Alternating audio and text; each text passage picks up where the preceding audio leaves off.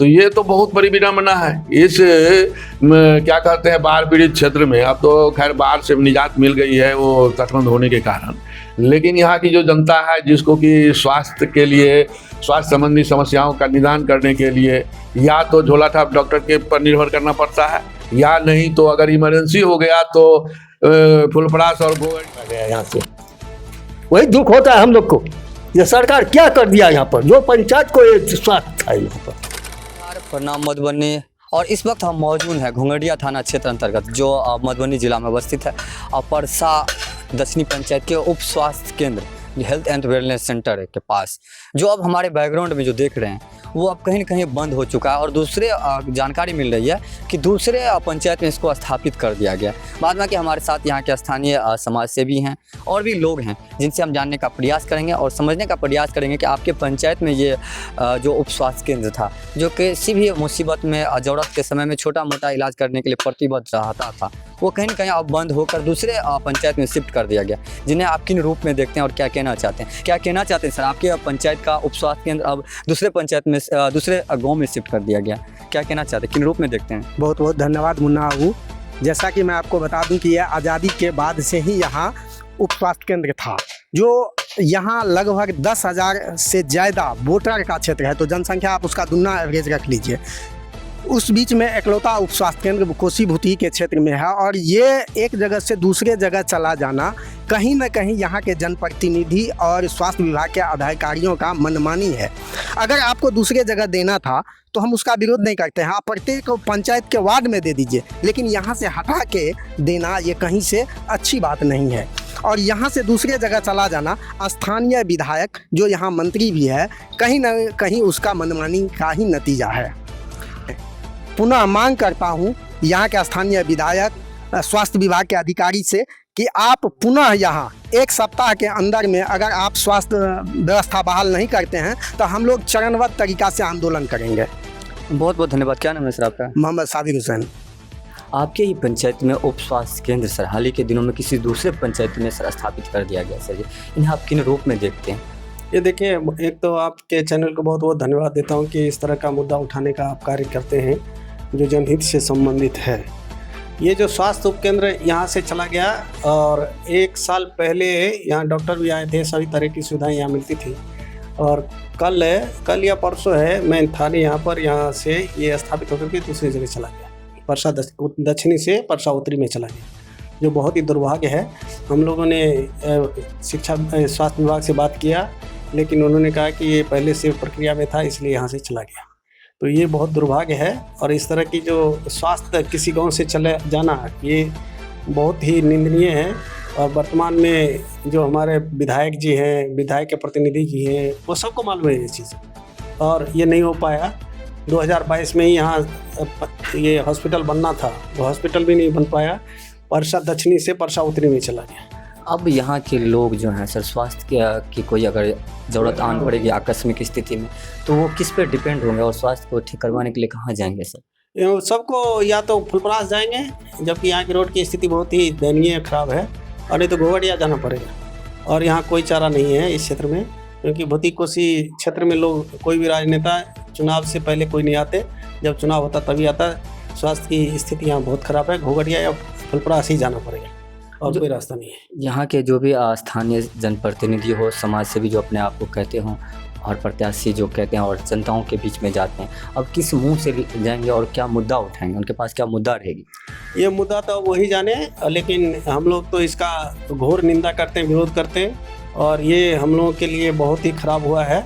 तो इसका जवाब तो प्रतिनिधि जब हम लोगों के क्षेत्र में आएगा तो उसका जवाब देंगे। कमल भंडारी है, मैं परसा दक्षिणी का वार्ड नंबर 4 का ही निवासी हूँ।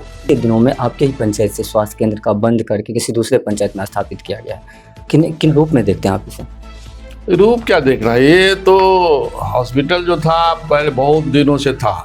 कहने का मतलब है कि आज़ादी के बाद ही यहाँ पर हॉस्पिटल की स्थापना हुई थी, सारा काम हो रहा था।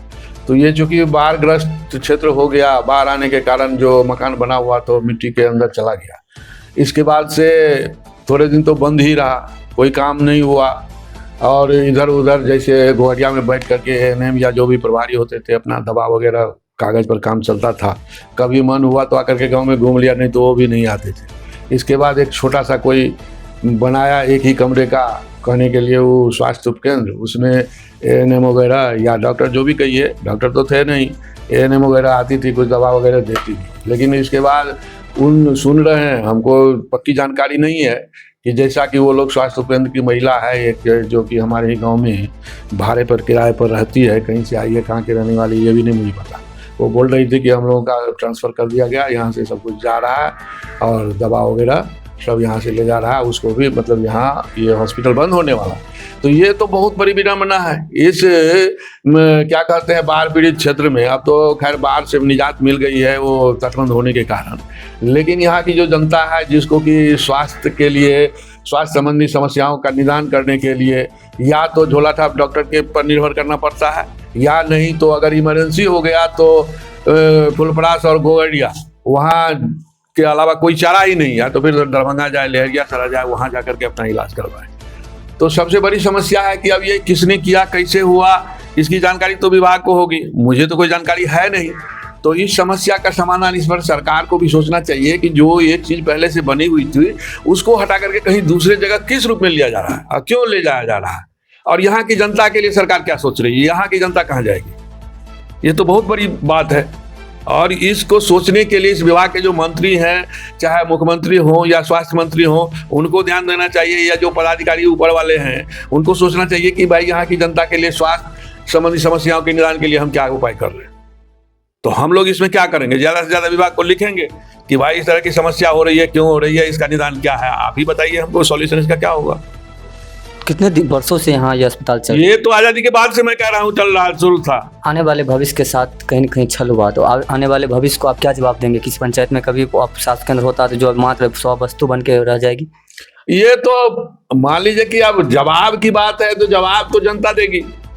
अब जनता का मूड क्या होता है नहीं होता है, मैं इसका आकलन कैसे करूंगा। सिर्फ एक गांव का सवाल, ये तो सिर्फ इस क्षेत्र की, यहाँ मान लीजिए पूरे पंचायत के अगल बगल के सबके लिए समस्या हो गई है कि छोटा सा भी एक हाथ पाँव करता है या कोई इधर उधर की बात होती है तो झोलाछाप डॉक्टर के पास जाते हैं लोग। अब वहाँ से उनको वहाँ पर उनका शोषण होता है, जो काम फ्री में होना चाहिए उनके लिए पैसा वहन करना पड़ता है। तो ये समस्या तो रहेगी ही रहेगी। इनका जिम्मेदार अगर आपको पूछा जाए कि इनकी जिम्मेदारी किनको देंगे आप ये जाने का, इनको आप दोषी? सबसे पहले तो दोषी रूप में तो जो यहाँ की लोकल बॉडी है जो इस विभाग से जुड़े हुए हैं वो है, इसके बाद उसके ऊपर सरकार है, और कौन होगा जिम्मेदार, दूसरा कौन हो सकता है। क्या उप स्वास्थ्य केंद्र क्या कहना चाहते हैं, किन रूप में देख रहे हैं इन्हें? कहने चाहते हैं यहाँ होना चाहिए, बोले हमको सांस के दिक्कत हम ज़्यादा बोल नहीं सकते। जो मास्टर साहब बोले हैं ना, कमल भंडारी कर रहा है ना, उसमें हम सब सहमत है। सब आगे आने वाले भविष्य को क्या जवाब दीजिएगा? ये खंडर बन जाएगा, स्वभाव की वस्तु बन के रह जाएगी, क्या जवाब दीजिएगा? किन्हें दोषी मानते हैं आप? तो दोषी है ना सरकार, तो यहाँ से उठा के लेकर चले, बहुत ऐसी गलत किया ना। यहाँ पर आदमी से जाता कुछ होगा तो मरेगा जाएगा, घोड़िया निर्माणी दरभंगा, यहाँ तो सब चीज़ तकलीफ है।